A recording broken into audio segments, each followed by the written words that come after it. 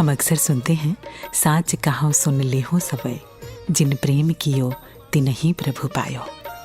या यूं कहें कि जो सभी से निस्वार्थ भाव से प्रेम करते हैं वही प्रभु हैं।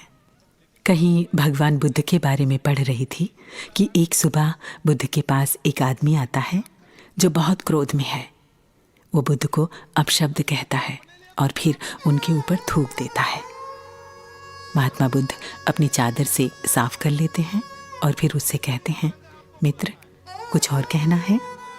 आनंद जो कि बुद्ध के शिष्य हैं, वो पास ही हैं।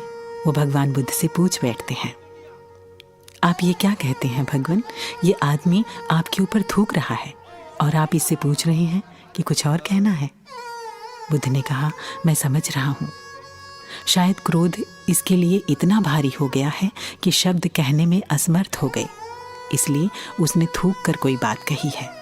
मैं समझ गया हूँ, इसलिए पूछता हूँ कि कुछ और कहना है। वो आदमी उठकर चला गया, लेकिन रात भर सो नहीं सका। दूसरे दिन क्षमा मांगने आया और बुद्ध के पैरों में पड़ गया, आंसू गिराने लगा। जब उठा तो बुद्ध ने कहा, कुछ और कहना है? तो आसपास के भिक्षुओं ने कहा, आप क्या कहते हो? उन्होंने कहा, देखो ना, मैंने तुमसे कल कहा था। अब ये आदमी आज भी कुछ कहना चाहता है, लेकिन ऐसे भाव से भर गया है कि आंसू गिराता है, शब्द नहीं मिलते।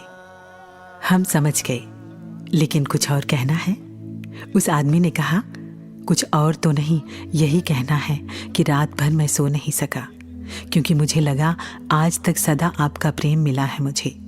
थूक कर मैंने वो योग्यता खो दी। बुद्ध ने कहा, सुनो आश्चर्य, क्या मैं तुम्हें इसलिए प्रेम करता था कि तुम मेरे ऊपर थूकते नहीं थे? क्या मेरे प्रेम करने का यही कारण था कि तुम थूकते नहीं थे? तुम कारण ही नहीं थे मेरे प्रेम करने में। मैं प्रेम करता हूँ क्योंकि मैं मजबूर हूँ। प्रेम के सिवाय कुछ भी नहीं कर सकता।